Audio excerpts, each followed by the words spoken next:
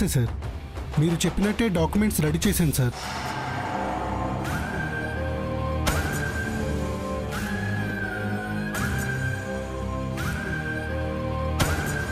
Documents అన్నీ క్లియర్గా ఉన్నాయి సార్. మీరు మళ్ళీ వెరిఫై చేసుకోవాల్సిన అవసరం కూడా లేదు. టిక్కులు పెట్టిన చోట సంతకాలు చేయిస్తే చాలు.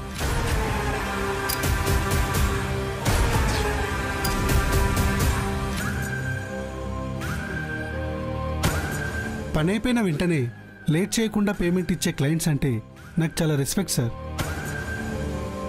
సరే సార్, మళ్ళీ కలుస్తాను. ఏదైనా అవసరపడితే కాల్ చేయండి. ఓకే.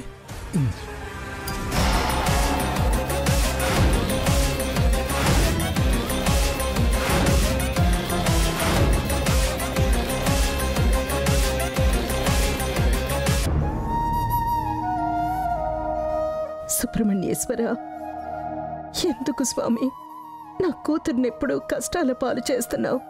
తనేం తప్పు చేసింది? మా కుటుంబానికి ఉన్న శాపం తొలగిపోయింది కదా, ఇంకా మాకీ సమస్యలేంటి స్వామి? నా కూతురికి ఏమన్నా అయితే నేను బ్రతకలేను. తనకే ప్రమాదం జరగకుండా చూడు స్వామి. తను ఎలా ఉందో, ఎక్కడుందో, అసలు తింటుందో లేదో అని నాకు చాలా ఆందోళనగా ఉంది. త్వరగా నా కూతురింటికి వచ్చేలా చేయి స్వామి. ఏంటి సీతమ్మ, శ్రీవల్లి తొందరగా దొరకాలని దేవుడికి దండం పెట్టుకుంటున్నావా? పెట్టుకో పెట్టుకో. మీ టైం బాగుంటే అది ప్రాణాలతో తిరిగి వస్తుంది. మా టైం బాగుంటే దాని శవం ఇంటికి వస్తుంది. అయినా నీకదేం బుద్ధి సీతమ్మ? గోడచాటు నుండి మేం మాట్లాడుకునే మాటలు విని మాకే వార్నింగ్ ఇచ్చావు. పోనీలే, మాకది మంచిదైంది. ఇక మీదట మీ విషయంలో కూడా మేము జాగ్రత్తగా ఉంటాం.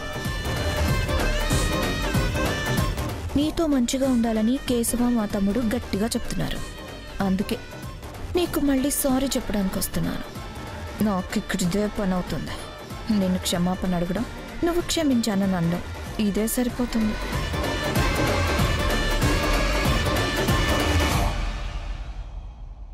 అత్తయ్య, బాధపడకండి అత్తయ్య. శ్రీవల్లికి ఏం కాదు, తను సేఫ్గానే ఉంటుంది. తను ఎంత ధైర్యవంతురాలో మనకు తెలీదా? నా ఆడపడుచుని ఎవ్వరూ ఏం చేయలేరు. రాత్రి నేను అలా మాట్లాడినందుకు పెద్ద మనసు చేసుకుని నన్ను క్షమించండి అత్తయ్య. I'm very sorry. పర్వాలేదమ్మా, ఆ విషయాన్ని వదిలే. కావాలనేం అలా మాట్లాడలేదు అత్తయ్య. ఆ టైంలో అసలు అలా ఎందుకు మాట్లాడానో నాకే తెలీదు. శ్రీవల్లి మీద కొంచెం అసూయతో ఏదేదో మాట్లాడాను. తర్వాత ఆ మాటలు గుర్తొచ్చి నా మీద నాకే అసహ్యం వేసింది. రాత్రంతా నాకు అసలు నిద్ర కూడా పట్టలేదు. ఇప్పుడు మీ దగ్గరకు వచ్చి క్షమాపణ చెప్పాకే నాకు కొంచెం రిలీఫ్గా ఉంది. నేను ఆ విషయం అప్పుడే మర్చిపోయానమ్మా, వదిలే. అది మీ మంచి మనసుకి నిదర్శనం అత్తయ్య.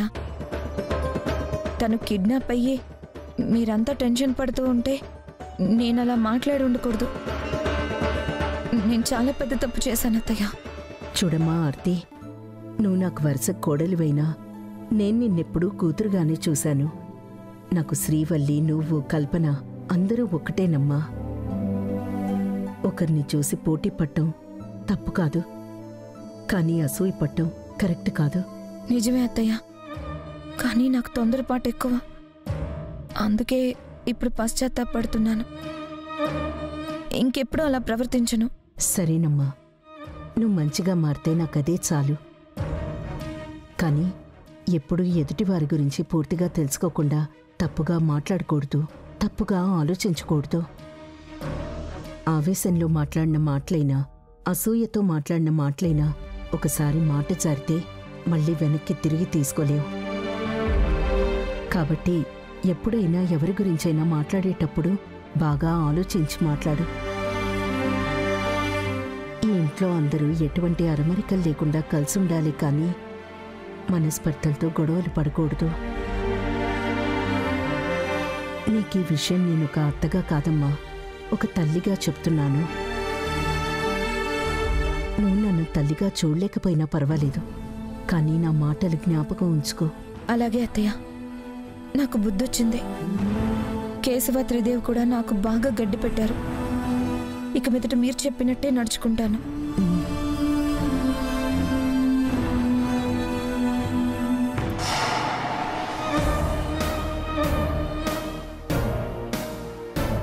కూతురు కనబడట్లేదని అంత బాధలో ఉన్నా కూడా నాకు క్లాస్ బాగానే పీకింది. తల్లి కూతుర్లు ఇద్దరే ఒకే రక్తం కదా, ఆలోచనలు బుద్ధులు కూడా ఒకేలా ఉంటాయి.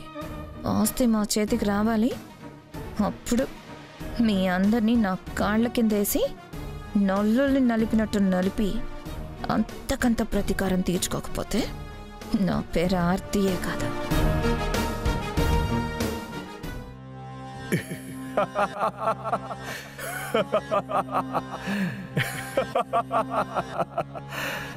Yes!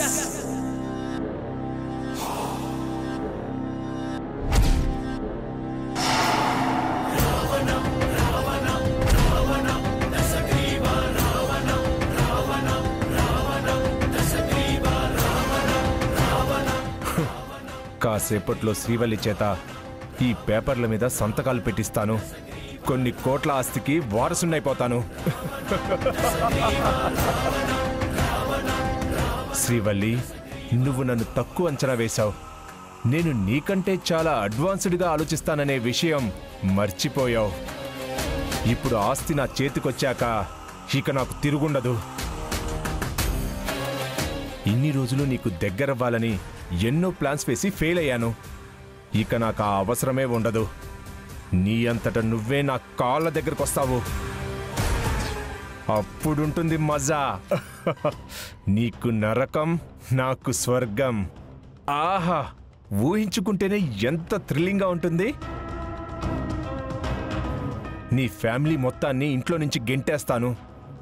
ఆ తర్వాత నీ కంపెనీలన్నింటినీ ఒక్కొక్కటిగా అమ్మేసి దేశంలో ఉన్న అన్ని రాష్ట్రాల్లో హాస్పిటల్స్ కట్టించి నా తెలివితేటలతో వైద్యాన్ని వ్యాపారం చేసి మిలియనీర్ అయిపోతాను. కాళ్ళు కడిగి కన్యాదానం చేసిన అల్లుడి చేతిలో మోసపోయి ఆస్తినంతా ఒకేసారి పోగొట్టుకొని రోడ్డు మీద పడాల్సొస్తుందని పాపం మీ అమ్మానాన్నలకి తెలీదు. తీరా తెలిసాక హార్ట్అటాక్తో మీ అమ్మ పైకి పోతుంది. కూతురి బతుకు నాశనమైందని మీ నాన్న పిచ్చోడైపోతాడు. నువ్వు నా దగ్గర బానిసవే అవుతావు. నువ్వెంత సెంటిమెంటల్ ఫూల్వి శ్రీవల్లి. మీ అమ్మని కాపాడుకోవాలని నా గురించి తెలిసినా కూడా ఎవ్వరికీ చెప్పలేదు.